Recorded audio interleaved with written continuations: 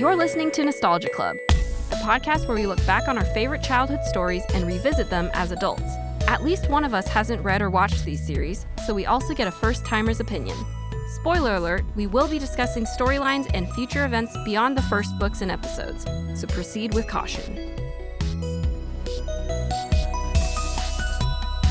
Welcome back, everyone, to Nostalgia Club. My name is Michael, podcast editor. I am joined by two others next to me who are...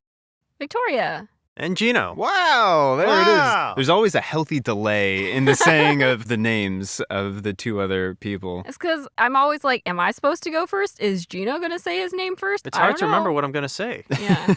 We should really figure this out at some point. I should really decide what my name is for the podcast. I just lost my place in the script, guys. Sorry.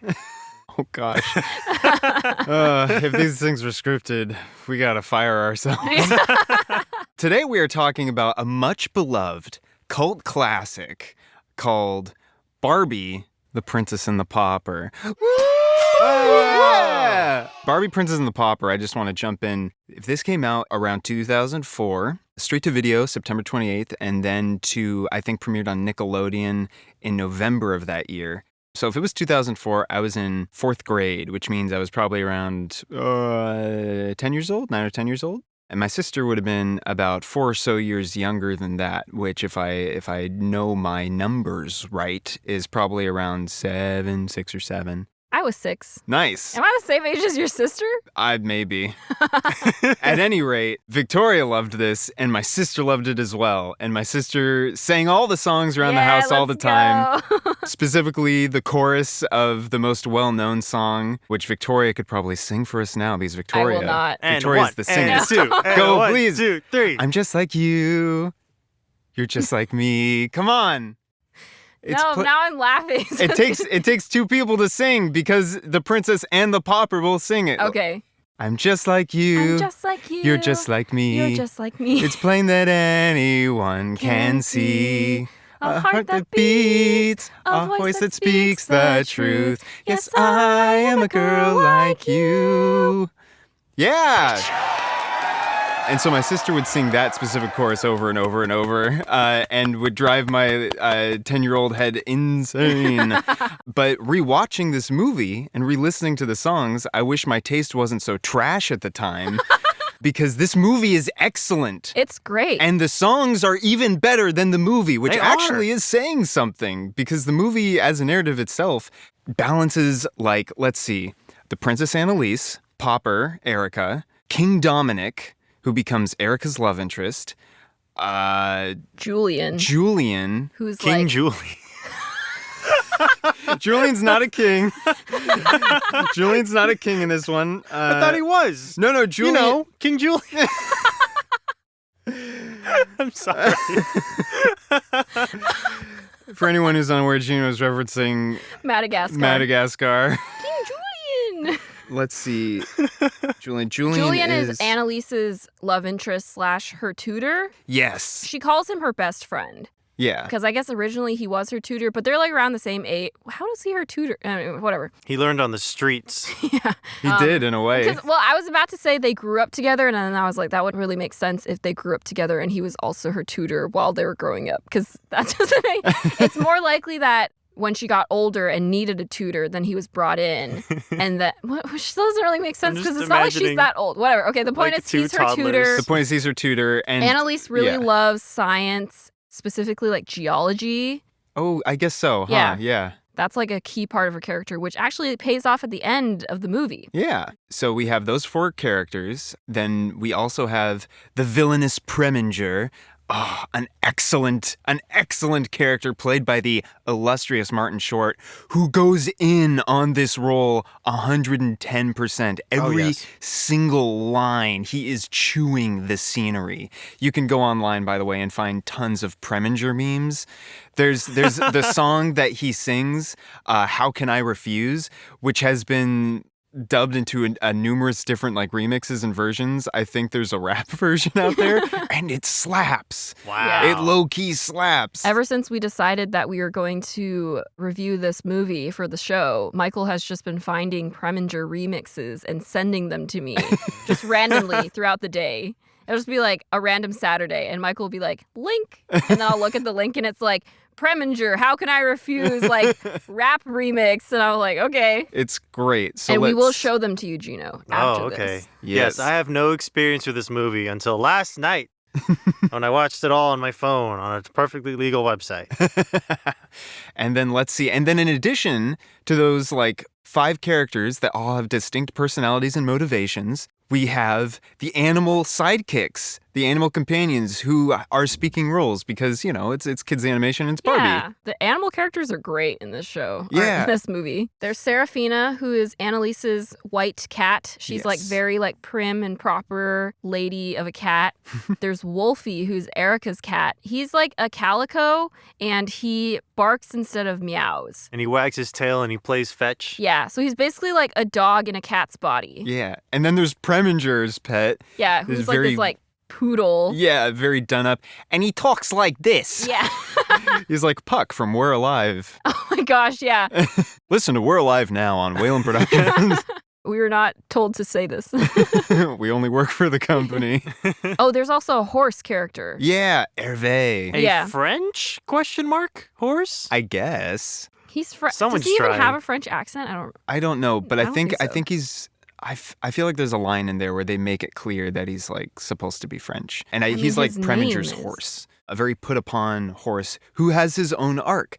All of these characters have arcs in an hour and 30-minute Barbie movie. Yes, the writing is incredible. It's so on point. I was shocked. I can't even, it's so, okay, so I guess since we're talking about the writing now, it's written by Cliff Ruby and Alana Lesser. Those are the writing credits. I guess they are married and they wow. they That's work on fun. a lot of children's media together. And I think they've written a lot of the Barbie movies, but I believe Princess and the Pauper is the most beloved. I mean, hey, when you're one of the first out of the gate, was Princess and the Pauper the first? No. It's not the first. I believe it was either like Swan Lake or The Nutcracker, but it is the first Barbie movie that excludes fantastical elements like fairies, magic, or mermaids. I think that almost Yeah. works in its favor. It's based off of Mark Twain's Prince and the Pauper.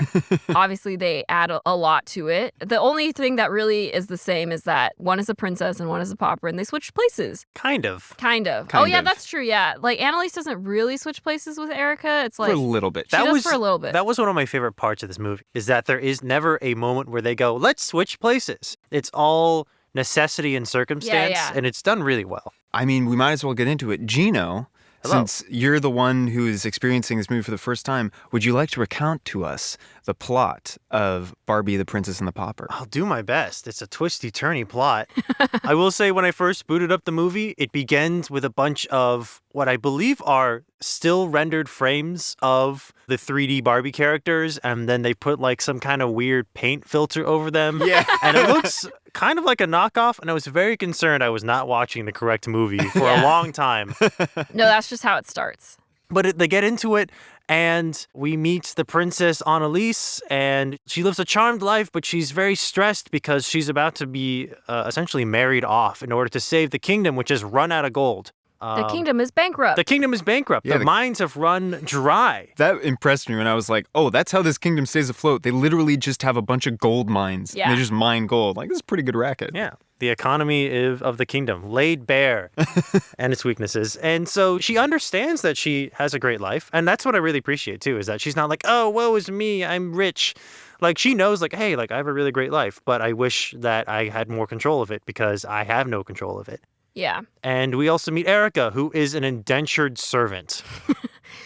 Yeah. Yeah, pretty rough. She's basically owned by this lady who owns a dress shop, and she has a lot of debt, relatable, and she's paid off half of it, and she has The big debt dreams. is from her parents. From so her parents. got into debt because they had a baby. They needed to take out a loan basically to feed the baby. And once they passed away, the debt has just been passed on to Erica. So basically, Erica has just been an indentured servant her entire life, which is rough. real rough. But she Real has an hard. incredible singing voice, which we learn as these two characters who look identical besides their hair color. Annalise is blonde and Erica has brown hair. Yeah. They sing a wonderful song. The singing blew me away. I was deeply impressed, not just by the singing, but by the choreography. I learned recently that it was motion capture, which makes a lot of sense because the choreography and in many extents, the cinematography of this movie is really well done. It feels like you're watching a musical, a play in front of you. And we learn that the reason the kingdom is bankrupt is because Preminger, the evil advisor, why is it always an evil advisor? And he always looks the same. Easy. He's got like this snooty attitude. Preminger has basically been stealing the gold. And his goal is to convince the queen that he has a successful business venture that the kingdom is required to take advantage of in order to boost its economy. And so the queen will marry Preminger off to Annalise, thus making Preminger in line for the throne. Yep. It's a power grab. Yeah, I think I misspoke earlier talking about, unless you found something else, I believe motion capture was only for the Barbie Nutcracker production. Oh, well, in that case, it's even more impressive. Yeah. Because the dancing in this movie is very precise. Yeah. And the rest of the movie's a little clippy-cloppy, flippy-floppy, but the dancing, the musical numbers are exquisite. They clearly put a lot of effort into these musical numbers, and I was super impressed. Annalise and Erica meet By happenstance. Preminger's plot is foiled in a way because the queen decides to marry Annalise off to a nearby kingdom, to King Dominic from some other kingdom. Yeah, not even. He's really rich. Not even Prince Dominic, it's King Dominic. A young king. And we get a glimpse of his personality because he shows up dressed as A page. A page. Yeah. Because he doesn't want to like walk in there and be like, I'm the king, marry me. He wants to, get to know the people in this other kingdom genuinely. Yeah, and he also says that he doesn't want to marry a stranger. So he's a pretty cool dude. So Annalise is in preparations for her wedding with King Dominic, but secretly she doesn't want to marry King Dominic. She actually wants to marry Julian, who's her tutor that we mentioned earlier. King Julian. I'm stop. Maybe one day he will be King Julian. I think Seems he like- will. Yeah. So to cheer her up, Julian gets Annalise a cape because that's enough to disguise her identity. I guess. Even though she's still wearing like this beautiful Yeah. fancy ball gown, whatever. And he takes her out to the town so that she can be amongst the people. And His neighborhood, specifically. Yeah, that's right. He points out his old apartment. yeah. I used to live in that room. There's some nice character interaction there. Because for how much this story has to do to seed the relationship between Julian and Annalise, they basically just kind of have this scene. Because things go off to the races pretty fast. And so you just have this little scene where they're walking along the streets. A number of things happen. Annalise talks with Julian, and she makes some comment about, like, oh, where was your house? And he was like, well, it was a room. And she's kind of like a little, oh, I'm sorry, I didn't mean to. He's like, no, it's fine. And we just get a little bit of something there. She sees, like, a store having to close up shop because the kingdom's run out of gold. It's run out of money. And so that seeds that in her mind. And then she runs into Erica because Erica's out singing because that's Erica's character motivation. She wants to sing. Every single scene in this has essential information. There's not a moment wasted. Yes. Wants are established right away. Yeah. Character goal established right away. And they're like, oh, wow, we look basically the same. And we both have a situation in our lives that we can't control and we wish we could control it. Okay, bye. And then they just head off. And watching it, I was like, oh, that's surprising. Because my viewer expectation of this movie is, oh, they're going to be like, let's switch places right now. Haha. But they don't. Yeah. They both know that they don't have a way out of their situation and they've accepted it. But Annalise very kindly says like, oh, I'll invite you to sing at the palace sometime. And Erica's super excited about it. But that's kind of it. That's like the extent of their interactions until circumstances force them to swap places. Preminger hatches a new plan. He's like, if I can't convince the queen that, hey, I'm the best candidate to save the kingdom and marry your daughter, I'll just kidnap her. That way, this planned marriage to King Dominic just won't go through because she can't marry someone who's not there, right? Yeah. Aha, a brilliant plan.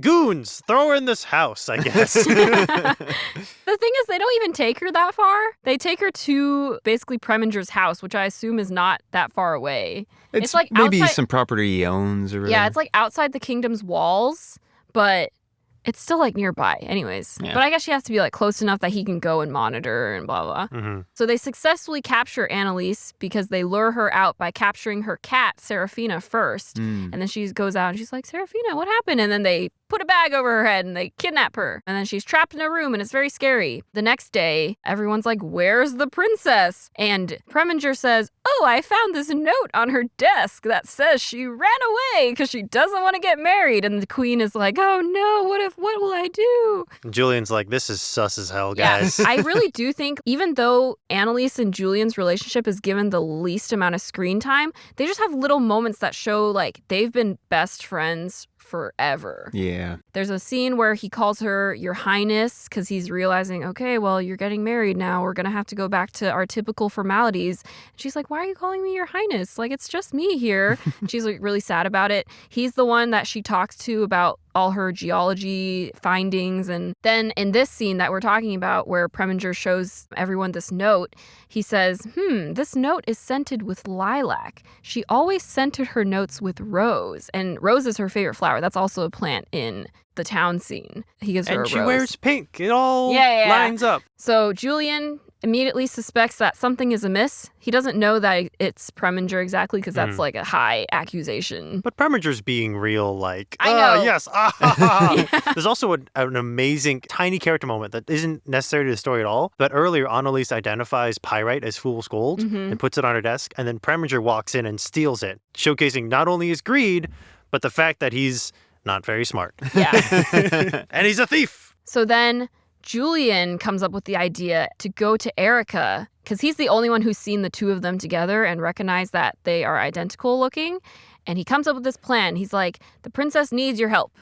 You need to pretend to be her until I can find her and save the kingdom. And so at first Erica's like, I don't know. Like, I don't know how to be a princess. And then Julian's like, it's fine. I'll teach you how to do everything. There's a really fun song called To Be a Princess. And he sings about what you need to do to be a princess.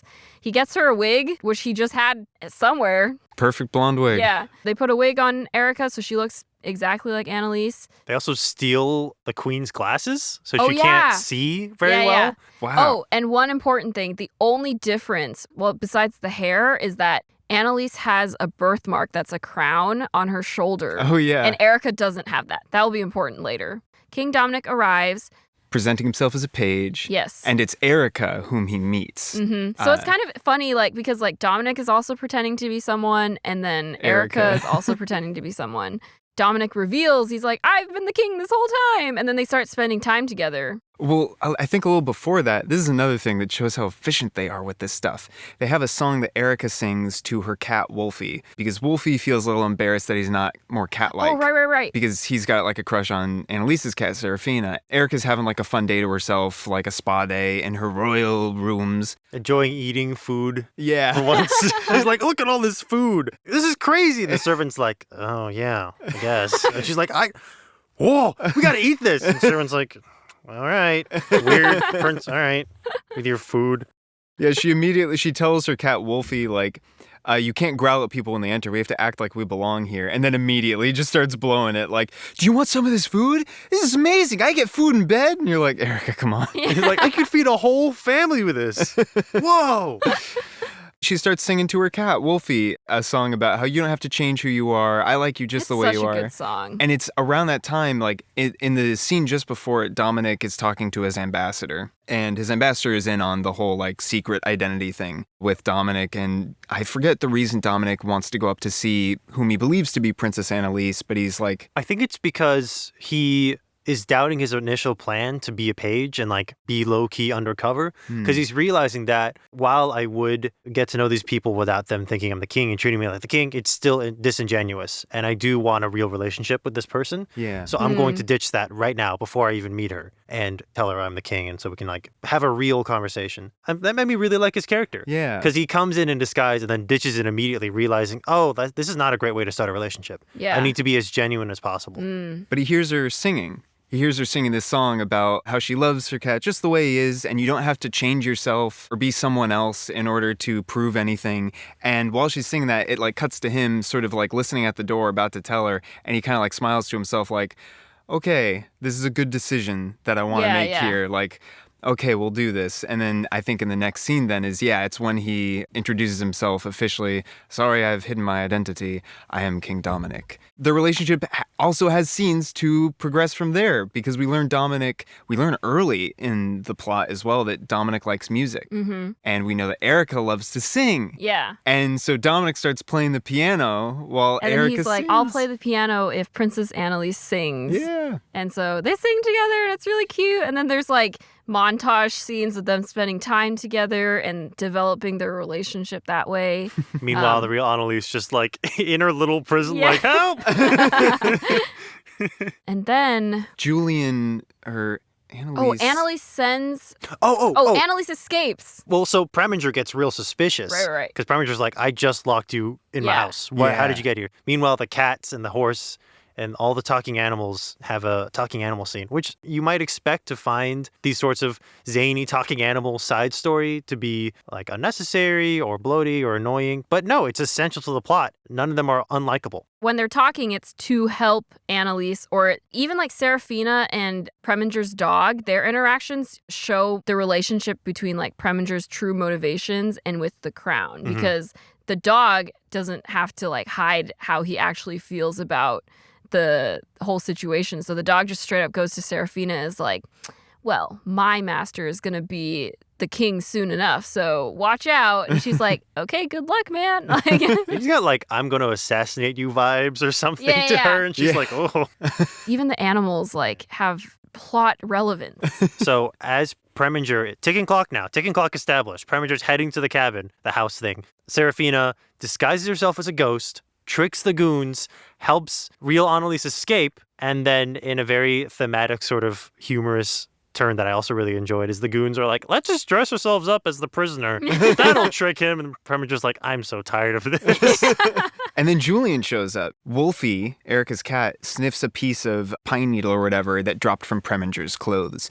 And Julian's like, oh, what you got there, boy? Again, the animals have plot relevance. And then picks it up and he's like, what's Preminger doing in like the North Forest? And so he goes out there after Annalise has escaped the house she was kept in. Yeah. So they lose Annalise, they get Julian, which is Yeah. a brilliant piece of plotting because you need to take Julian out of the picture because Julian's the only one who knows the whole story. Yeah. So if he's there, And he's the only one Yeah. who can help Erica if something goes wrong, which things do go wrong after Julian is taken out of the picture. so I watched the scene and I was like, oh, this is incredible writing. Like they know exactly what they're doing. yeah. And Annalise shows up at the palace gates, right? And Yeah. and she's like, let me in, I'm the princess. And of course, because of Julian's plan, the guard's like, I just saw the princess having dinner with the queen an hour ago. Yeah. Get the heck out of here. And Annalise has nowhere to go. She doesn't know where to go. You random look-alike, you look exactly like the princess. Get out of here. Yeah. So then Annalise, with nowhere to go, she goes to look for Erica. She's like, what's happening? She doesn't know. When she gets there, Madame Carp, who is Erica's boss, quote unquote, Real sketchy. Yeah. she's like, there you are, and like grabs Annalise and is like, you got to get back to work. So Annalise gets locked up again in Erica's room to like sew dresses. Yeah. She spends most of this movie locked up in various I know, places. poor Annalise. This is an incredible piece of writing because the writers, I guess, realize that in the traditional story, Prince and the Pauper, the prince finds wonderful parts of the pauper's life, but also realizes how hard it is. But they realize Erica's life is so awful. There's no redeemable qualities of this. We cannot ever have a scene where the princess goes, oh, it's so nice to be like in Erica's shoes. No, there's no one would ever want to be in Erica's shoes. There's nothing good about this. Yeah. So they never even try. They say Erica's in a really horrible spot. The princess is too, but like obviously it's better for multiple reasons. But we're just not going to justify anything that's happening to Erica. Yeah. So when the princess becomes the pauper, it's against her will. Yeah, it's real rough. And yet she keeps a stiff upper lip. She tries to make dresses. Yeah, she does her best. She manages to like kind of put a dress together, but the sleeves are mismatched and stuff. Yeah. And then Erica's coworker is like, it's fine, princess. Like the coworker figured it out immediately because she's like, obviously you're not Erica. And the coworker's like, it's fine, Your Highness, I'll just do it. And then Annalise is like, but I can't let you do it alone. Yeah. It's a great moment of showing what a good leader Annalise will be for her kingdom because she genuinely cares about her subjects, whereas like Preminger would just like want to bleed everyone dry and he just is in it for the power. But Annalise like genuinely wants to help her people, get to know her people. She's stuck in this really awful situation where she's been kidnapped and now she's trapped in this like dressmaking emporium. But instead of feeling bad for herself or like crying about it, she's just like, okay, well, I'm just going to do my best to help out and do what Erica would do. Every time the characters succeed, they're always yanked back a little bit. So we have little moments of, yes, oh, no, yes, oh, no. As Annalise is being locked up and being forced to make dresses, Erica's disguise falls apart. Annalise cuts off one of the dress tags because it says the name of like Madame Carp's dress emporium. And she gives it to Serafina and like puts it on her collar along with her royal ring. And she sends Serafina to the palace and she's like, if someone finds this, they'll know where to find me. Again, the cat's doing work. Yeah. But Serafina gets intercepted by Preminger. So Preminger is the one who finds the dress tag and the ring. And he realizes Erica's an imposter. Annalise is at this dress shop. So he goes and he re-kidnaps her, which is so unfortunate. He goes and he pretends that he's saving her because Annalise still doesn't know that it's Preminger because it was the goons who captured her. And so she goes with him willingly, and then he drives her back to the mines and then locks her and Julian up in the mines and causes a rock slide, which effectively is like his way of trying to assassinate both of them. Yeah. Dark stuff. Yeah, I know. Then Preminger goes back to the palace and he calls out Erica for being an imposter. And he says, look, she doesn't have the royal birthmark. And the queen is devastated. She's like, my daughter is dead. Oh, because that's right. Preminger then concocts like a narrative. Yeah, where he says like Julian and Erica kidnapped the princess and they locked her in the mines and she's dead. And all I found that was left of her was this ring. The poor queen is like, my daughter. And he's like, queen. ah. The queen is like, my kingdom is in financial ruin. My only daughter, my only family is dead.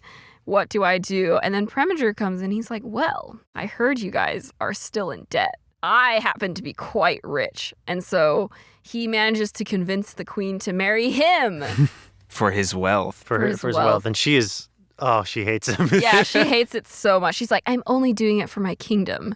The cats managed to rescue Annalise and Julian. In the mines. Wolfie completes his little arc where initially he's like trying to meow, but then he uses his pseudo dog powers to dig a hole that reveals like an open mine shaft all the way down to the part of the mine where Julian and Annalise's cat were trapped by Preminger and his goons. Yeah. And they use geology and physics to kind of.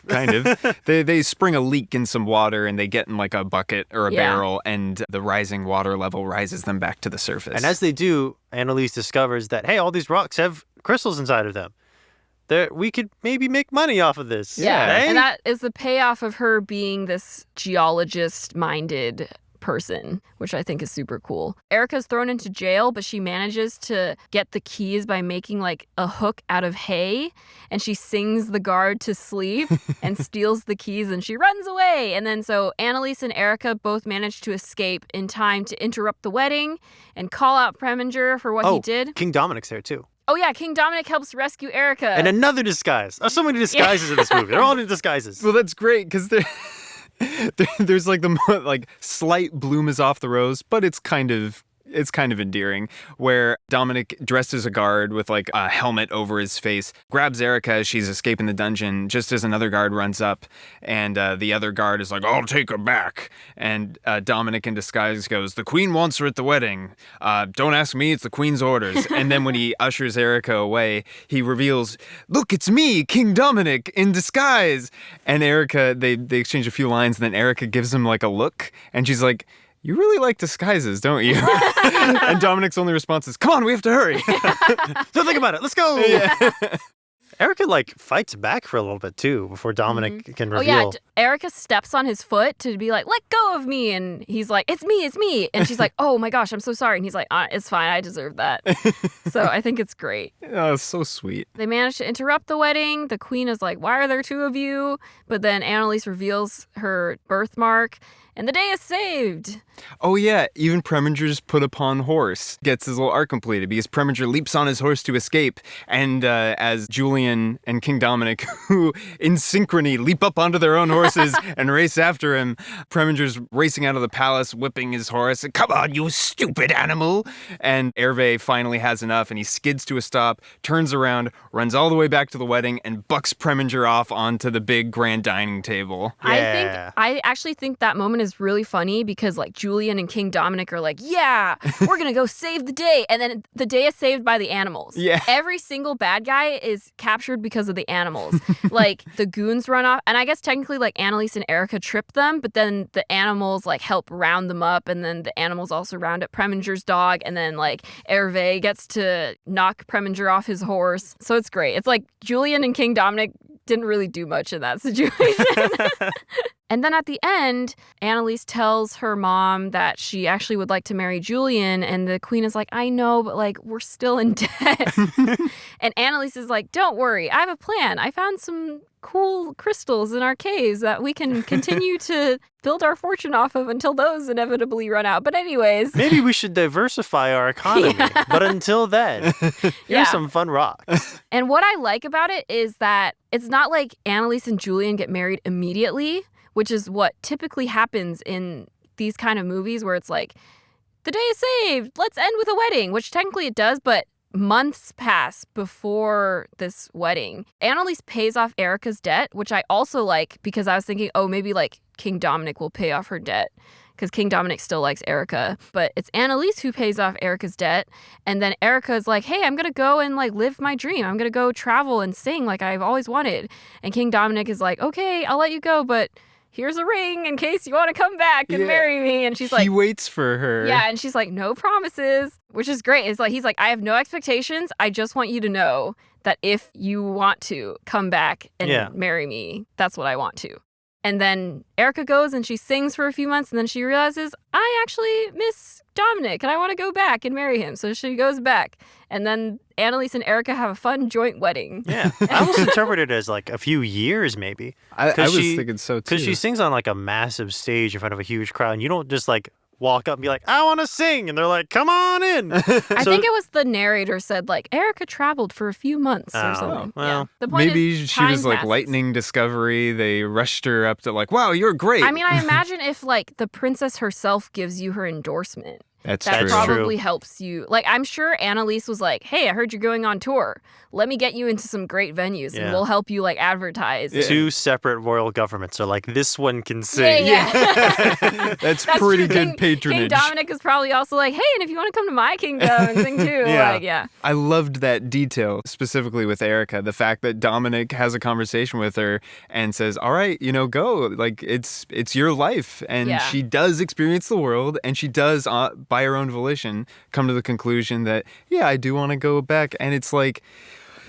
this is good stuff to tell young children. Yeah. Good stuff. Good It really relationships. is, yeah. This is what a healthy relationship looks like.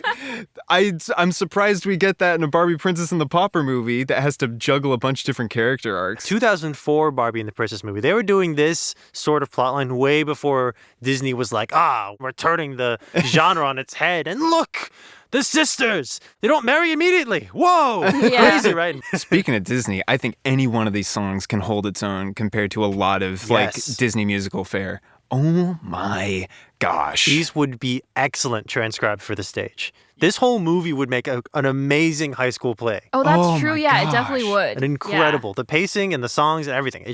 They would be fantastic. Yeah. I don't know how you do the horses. But also the horse animation's a little wiggly woggly. Well, I It's think kind of aren't funny. horses difficult to animate? Yes. Like, period. But like all the other horses besides Hervé are a little too muscly and a little too floppy. And I think it was just really fun. They all look kind of angry. They're all just like, oh. Well, also, Hervé's the only one with, like, expressive human eyes. Yeah. There's a moment at the end where Hervé's part of, like, the horses leading the royal, like, wedding carriage away at the end. And he, like, looks to his side at, like, the pretty horse next to him and gives, like, a smile, like, oh, ha, ha, ha. Oh, it's a pretty horse. I'm a little bashful. But the other horse doesn't have expressive human eyes. It's just like black marbles. She has like a little bit of an expression, I guess. but it's not quite to the extent of Hervé. I gotta say, the sound design does some heavy lifting in terms of building out the atmosphere. Oh, yeah, definitely. Like when they're in the town, they have a few character models they can use to populate the spaces, but the sound is very well mixed to give you a sense of depth, I think, to the town environment. The world feels vast and lived in. Yeah. And that's really impressive. There's like a scene when Annalise is going to see Erica after she was refused entry to the palace, and she shows up on the street where the dress shop is. And I think she's at a tavern or something. She sees a tavern open. She's like, maybe we can get help in here. And the door opens, and you hear like the sounds of distant, minstrels playing and people cheering as Madame Carp comes out laughing. And we don't see any of that inside. We just hear it. The only two like moving assets on screen are Annalise and Madame Carp. And I guess Annalise's cat. But sound is important, friends. Yeah.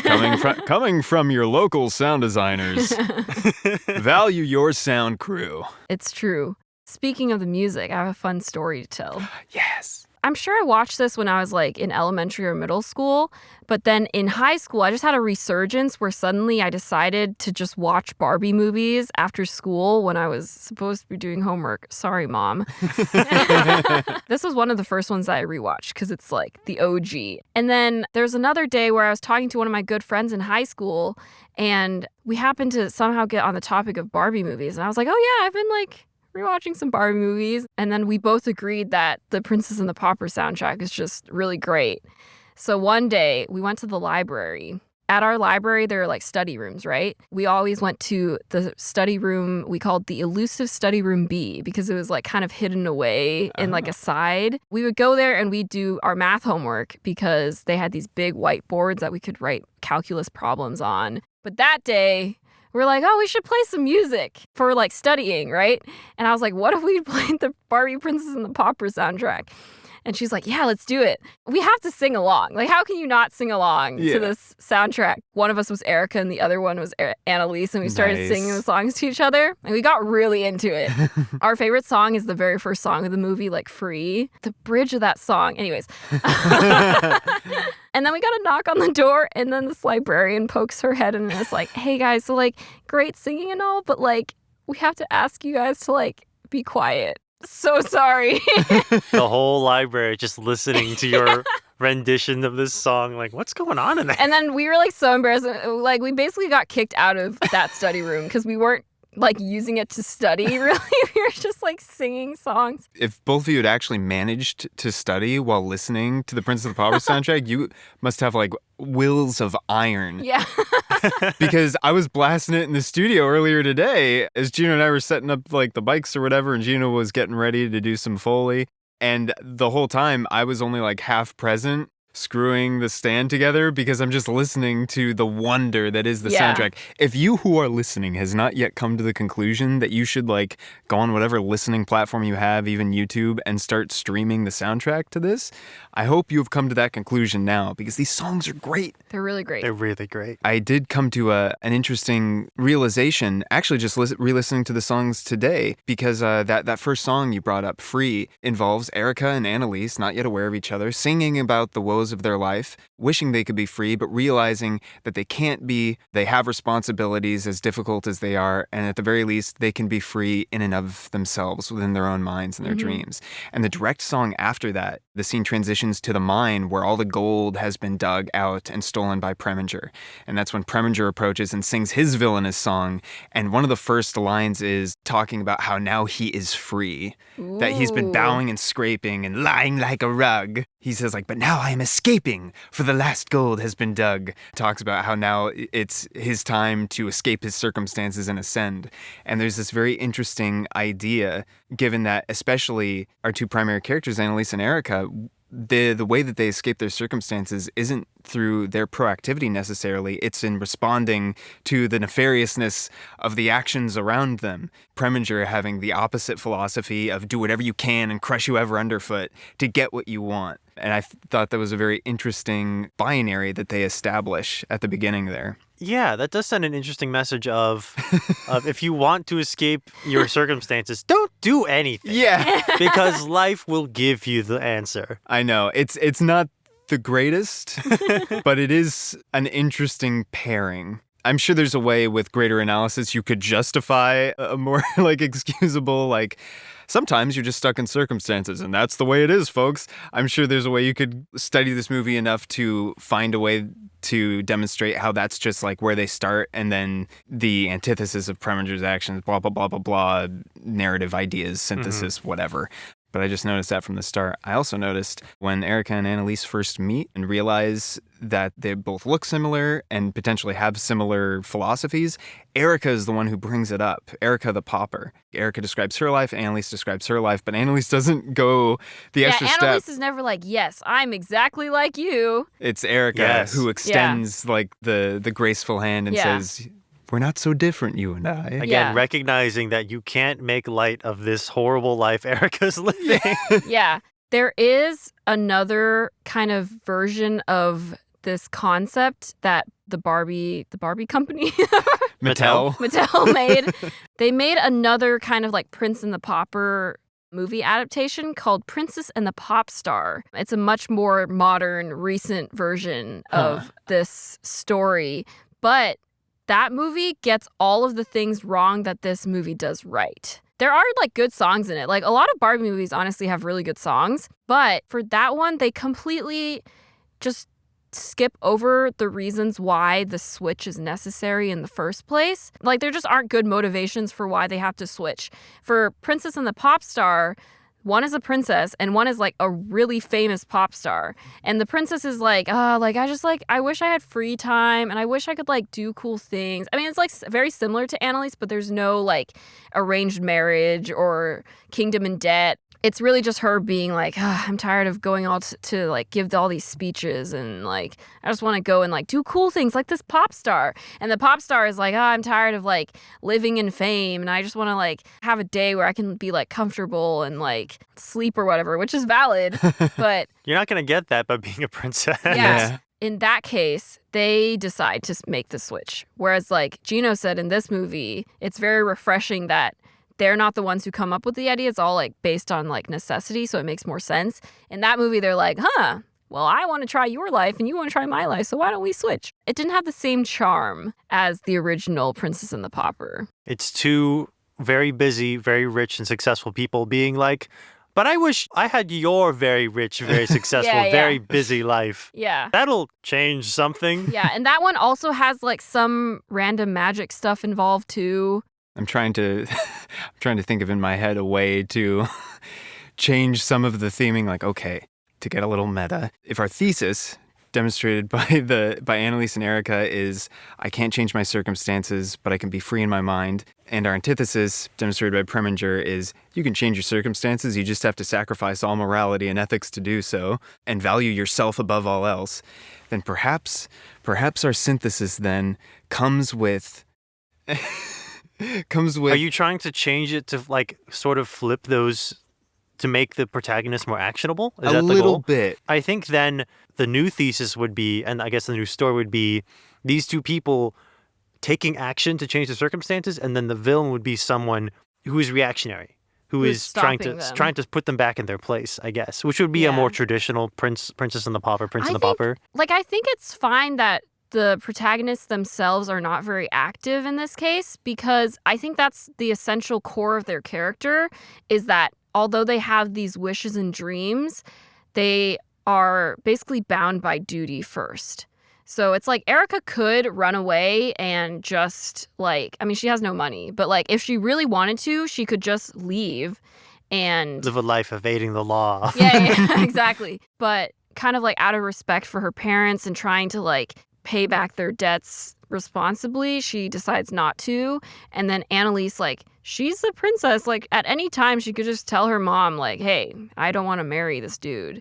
But she knows that it's the best option for her kingdom. The catalyst is not themselves. But I don't think that's necessarily a bad thing. Like, I don't think it, like, brings down their story arc. Yeah, sure. Because Preminger was the one who was like, ha, ha, ha, ha.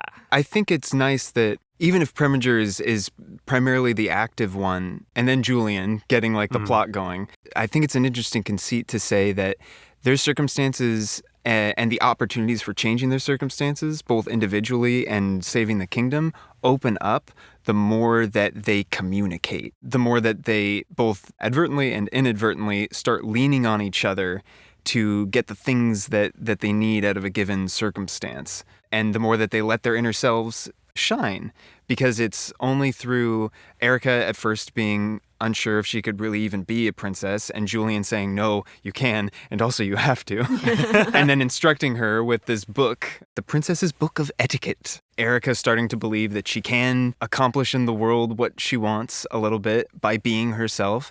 Annalise, through the expression of her knowledge and understanding and interest in geology, being able to find a solution for the kingdom, even bereft of any royal arrangement. So I guess in a way, by the end, they do become active, but it's only in reinforcing the true selves of the people that form the main characters in this kingdom. Julian has this whole moment when they're in the mines of, oh, Annalise, I wanted to be your guy, but I can't be your guy. I'm sorry I got us into this mess. And I think Annalise makes, unless I'm imagining this, some comparison between him and like the geode, which it looks like a boring rock on the outside, which, to be fair, a Ken doll looks like a boring rock on the outside. Julian, you're like this rock. And he's like, you think I'm a rock? So you say on the inside I'm wonderful, but on the outside I'm a rock. That's what you're saying. I appreciate it, but I'm still a rock. I think it's just like they always had the potential to do the things that they're doing, but their situation kind of kept them trapped. But once they get out of that situation, they start taking more active roles. So like Erica actively escapes from prison. Yeah. They're learning to be active. Yeah. That's their art. Annalise, Annalise also actively manages to escape on her own, even though it's technically like reactionary against Preminger. But like she could have just stayed there and waited for someone to rescue her. And like Erica being herself is the reason why Dominic falls in love with her and then believes her when she says that she's not this like kidnapper that Preminger paints her to be.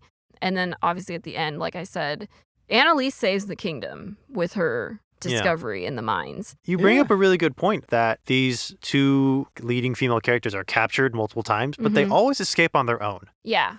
Even when like there's a guy right around the corner like about to rescue them, they're already out. Yeah. So they usually just bump into each other. Yeah. They do become active. This is a top-tier movie, period. A Yeah. top-tier movie. I would say this is like a really strong female-led movie. It's aspirational in a weird roundabout way. It's a good message and it makes sense in reality. A lot of people, they could go and do like really cool, like amazing things, but based on their circumstances, they might be limited. We all feel trapped sometimes. Yeah. There are a lot of other fun Barbie movies. Maybe we'll get to them eventually. I am invested because I see this story attempted in other media. I recently watched, I don't know if it's the most recent, but the Camila Cabello? Camila Cabello. Her Cinderella movie. And I see similar attempts at similar themes, and the Barbie movie knocked it out of the park. I just think like nowadays the push for writing strong female characters, they try too hard. They like make an unrealistic character for the sake of making her strong. Whereas like in this case, they've just made a normal person, two normal female characters who react to things like normal people would. As normal as a princess and an indentured servant could be. Yeah. Like I said, like the Princess and the Pop Star basically tried to do what Princess and the Pauper did, but in like a modernized retelling. Because technically in that movie, they are the active ones. There's no villain really. I mean, I think there is a villain related to the magic stuff, but Preminger. they're the ones who decide we should switch places and we should do this and we should do that. The only thing about that one is that the princess's name is Victoria. Well, that's already a mark in its favor. 10 out of 10 star. Yeah, but she goes by Tori. So I was like, That's a mark. Well, we know someone named yeah. Tori. Still a mark in its favor. Are there any random New York dogs or Brooklyn accent? They're just the random accents they've given all these minor characters. Like, yeah, this one's just really, really British, and this one's Scottish, and this one's Brooklyn. I think one thing I noticed is I think it's funny that the Queen is British, but Annalise is not. She does not have any accent. But the Queen is like, yes, I am the Queen. Barbie must be American. Everyone else, it doesn't really like even matter. Julian has an accent. King Julian. I'm never going to be able to hear or see Julian again. And he becomes king. Isn't that crazy? Crazy. I guess eventually, We just got to get him a mort. I also discovered the interesting progression of Barbie voice actresses through history. I think this one was Kelly Sheridan, who was one of the OGs. And I think Barbie's been voiced now by, is it Erica Lindbeck? And then I think there's another voice actress who is starting to voice Barbie as well. But an interesting progression. I think, isn't it so that the voice actress for Barbie and the vocalist in the songs are different people? No, it is. So Kelly Sheridan plays both Annalise and Erica's speaking voices and the narrator, but then they had two different actresses do the singing, which makes sense because if you had the same actress singing these duets, they would just blend together. It would sound weird. It wouldn't sound like two people sing together. But they did cast some pretty good singers who sound like they could be Kelly Sheridan's singing voice.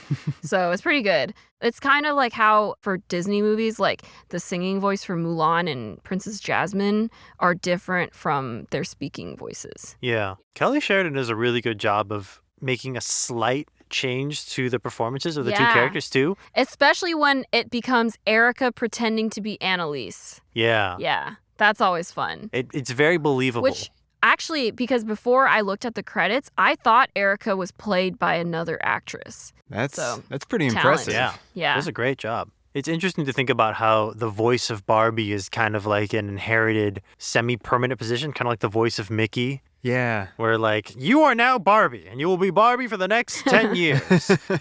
Settle in. It's probably also, I mean, not that I can speak from experience or ever will, but I imagine saying a bunch of Barbie lines, which probably are mostly like positive reinforcement, just nice sounding lines. Yeah. It's got to be good for your mental health. Yeah. Barbie's never permanently in trouble. Barbie's always on the up and up. Yeah. Having a great time, scuba diving, fighting space dinosaurs, owning a fashion company, being a YouTuber. Oh, she's real busy, huh? Everything under the sun. I was just curious and I wanted to get a list of all the Barbie movies. Oh. And I found a Wikipedia article that lists them in categories. So there's adaptations and plot tests, which are from 2001 to 2009. That was all the Barbie movies were adaptations or plot tests. Then it moved on to modern day plots from 2010 to 2015. And then it was end of home video releases, which isn't really a category, but it's just an era of media time, which was 2015 to 2017. And then pre and post Dreamhouse Adventures, which is 2017 to the present.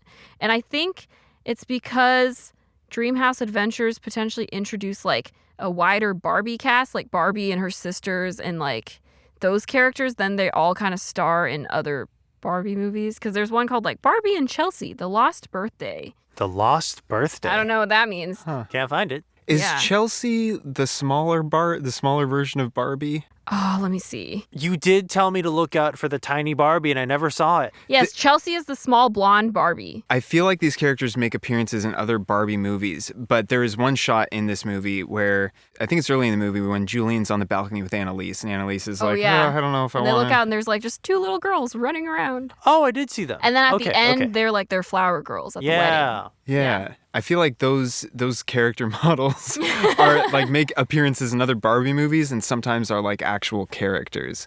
How do you balance it all? You got to have two Barbies with two smaller Barbies and then an animal companion for each of them. Yeah. Well, I think the idea of Barbie is that all of these movies are Barbie, the character of Barbie playing these characters. So it's like Barbie plays Annalise in this movie and Barbie plays Erica in this movie. So Barbie's an actress. Yes, Barbie is an actress and she's playing these characters. So she's like the Lindsay Lohan. We do have a Lindsay Lohan month planned in the future.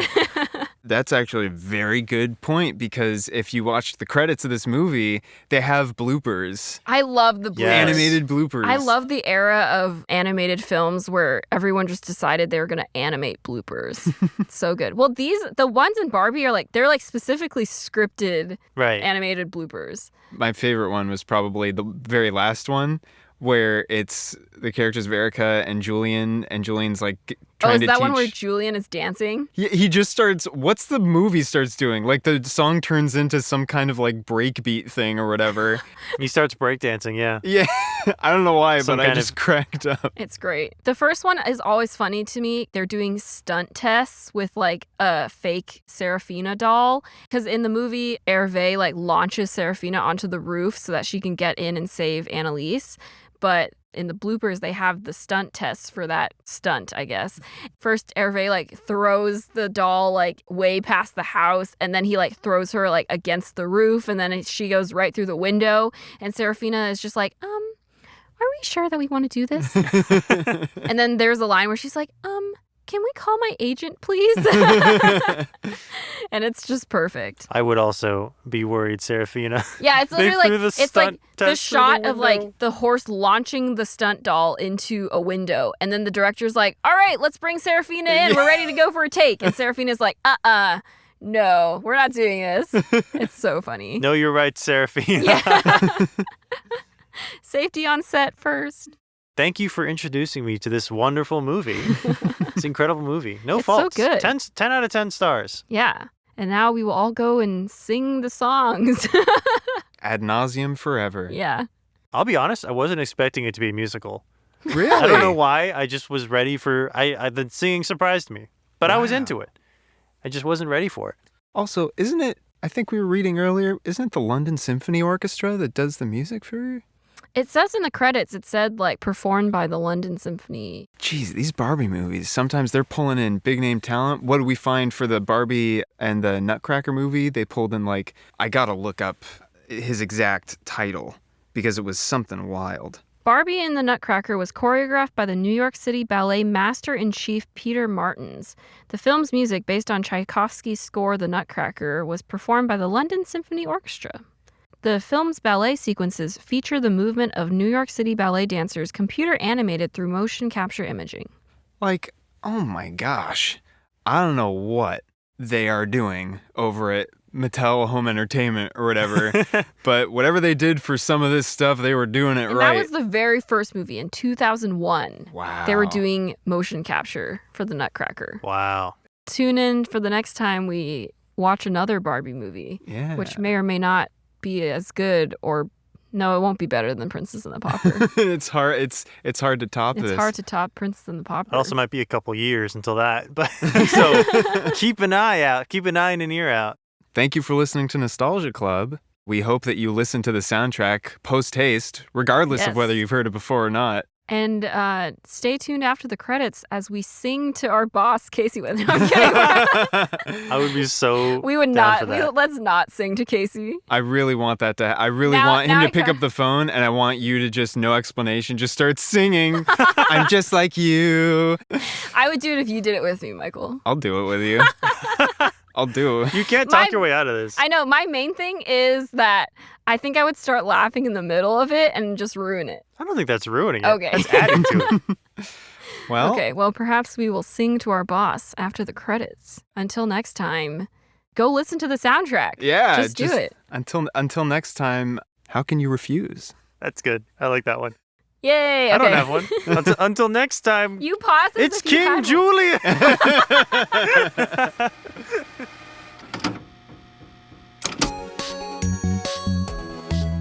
Thank you for listening to Nostalgia Club.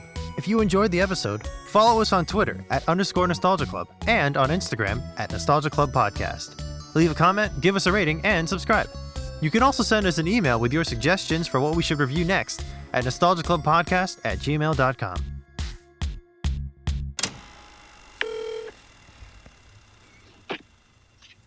Hi, Jino. Hey, Casey. Do you have a moment of time to spend with us, your favorite employees? I have about 60 seconds. 60 seconds. Well, we've got something a little different for you. It Oh, does it take more than 60 seconds? might. You guys want to take it away? I'm just like you. I think that's true. You're just like me. Yes, I can see We take responsibility. We carry through. We carry through to do what we need to do. Yes, I am a girl like you. I'm just like you. I'm just like you. You're just like me. You're just like me. It's something anyone can see. A heart that beats, a voice that speaks the truth. Yes, I am a girl like you. Like me? Like you, Casey. Oh, how nice. Yeah, that was a song performed by your very own Victoria and Michael from the hit Barbie movie Princess and the Pauper. Ah, that was very nice. Was that live? That was live. They just did that with their mouths. Wow, I'm pretty impressed. You could take the show on the road. Yeah, I wrote right. They're really good. Yeah, you're very good. Yeah. Anyway, I don't know. Have you seen Barbie Princess and the Pauper? It's a cult classic. The Prince and the Pauper? Princess and the Pauper. No, I think I saw the Prince and the Pauper, the Mickey Mouse version. Ah, well, it's kind of like that, but it's a little different. You see, most Prince and the Pauper stories, the Prince and the Pauper meet, and then they decide to switch lives. But in Barbie Princess and the Pauper, they are forced to switch lives because of political machinations. You see, Preminger, the evil, ridiculously evil sidekick, hench person of the crown, has been stealing all the gold, and then decides to kidnap. Oh man, I'm forgetting things. The princess is kidnapped. The pauper takes her place in order to make sure a royal marriage goes through, so the kingdom is economically, financially not ruined. And then the princess returns, but by then it's too late because the pauper's been found out and thrown in jail. Also, the princess was a slave for a little bit. It's kind of wild. Anyway, the animals talk, and a horse kicks Preminger. I'm skipping a lot of this stuff, but the point is it's really good, and it's a really interesting take on the story, and I think you would really like it. I'm sold with the song. Hey! I'm glad you like it. We're thinking about singing the next season of We're Alive Descendants. You know, there is a song that was written for the We're Alive musical. Oh, you wrote a song? I knew you were writing a musical, but I didn't know. It doesn't have an actual, it doesn't have music to it, but I made lyrics. Well, if you need someone to help you out with that, I know two very talented musical artists in the studio with me right now. I didn't even know until today. Well, there you go. Thanks for indulging us. No, thank you for calling. Yeah. Have a wonderful day. You as well. Give my best to the operatic group. Alrighty. Is it on Netflix? Princess and the Pauper? If it's been on No, Netflix it's this not. whole time, I will be so upset. No, it's not on Netflix. December 2nd, 2022. Netflix fans react to Barbie as the Princess and the Pauper being added to the site. Is that? Oh, December 2022? Yeah. Are you kidding In me? the UK. Oh, boo. Why don't we get Princess and the Pauper? Are there any movies that are on Netflix? No. Nothing. No movies. Are there any I'm sorry, Barbie is movies? Barbie Princess and the Pauper on Netflix? No? Well, then nothing's on Netflix. A garbage service.